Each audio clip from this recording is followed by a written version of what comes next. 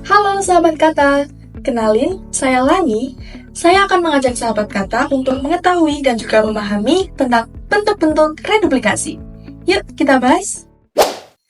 Sebelum kita masuk ke pembahasan tentang bentuk-bentuk reduplikasi, saya akan sedikit memberi informasi umum tentang reduplikasi itu sebenarnya apa sih? Nah, secara umum atau secara mudahnya, reduplikasi dapat diartikan sebagai kata ulang. Ingat ya sahabat kata, reduplikasi adalah kata ulang. Selanjutnya, kita akan langsung membahas tentang bentuk-bentuk reduplikasi. Reduplikasi dibagi menjadi 4 bentuk. Yang pertama, bentuk pengulangan seluruh. 2. Bentuk pengulangan sebagian. 3. Bentuk pengulangan yang berkombinasi. Dan yang keempat, bentuk pengulangan dengan perubahan fonem. Selanjutnya, kita akan membahas tentang bentuk-bentuk reduplikasi ini satu persatu secara lebih rinci. Yuk, disimak. Yang pertama, bentuk pengulangan seluruh. Bentuk pengulangan seluruh dapat diartikan sebagai pengulangan seluruh bentuk dasar tanpa perubahan fonem dan tidak berkombinasi dengan afiks. Ingat ya sahabat kata, pengulangan seluruh bentuk dasar tanpa perubahan fonem dan tidak berkombinasi dengan afiks. Contoh dari bentuk pengulangan seluruh ada pada kata ulang makan-makan.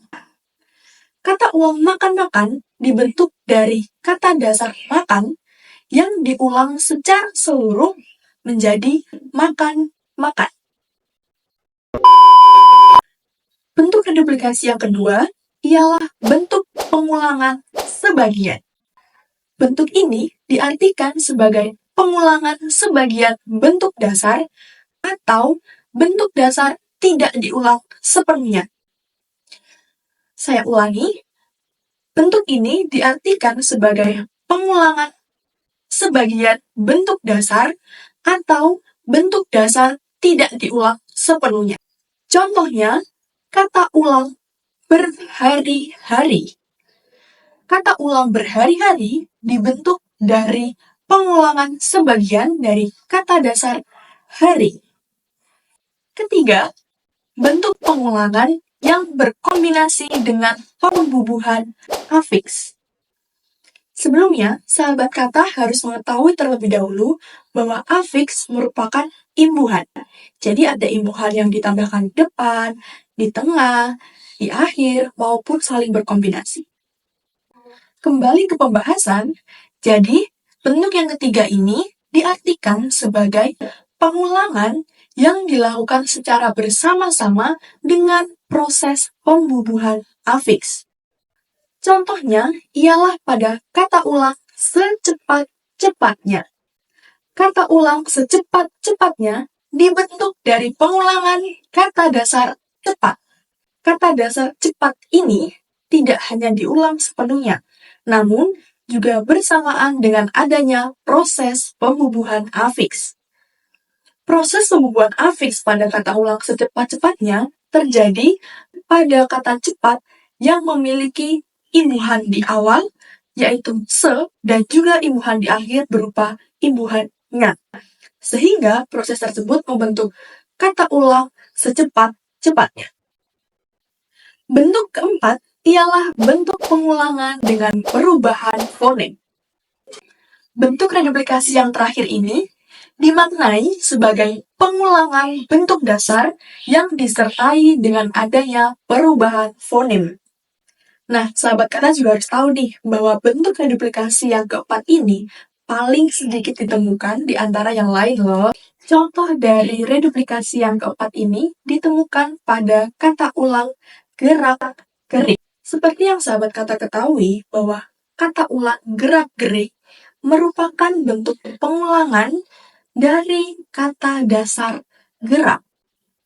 Nah, kata dasar gerak tidak hanya diulang secara sepenuhnya saja ya sahabat kata, karena pada studi kasus ini, kata gerak-gerik memiliki perubahan fonem, yaitu pada fonem A dari kata dasar gerak berubah menjadi fonem I di bentuk pengulangannya. Sehingga proses tersebut menghasilkan kata ulang gerak-gerik yang termasuk ke dalam bentuk reduplikasi atau bentuk pengulangan dengan perubahan fonem. Jadi, dapat disimpulkan bahwa reduplikasi dapat dibedakan ke dalam 4 bentuk yang berbeda. Pertama, reduplikasi atau bentuk pengulangan seluruh. 2. Bentuk pengulangan sebagian.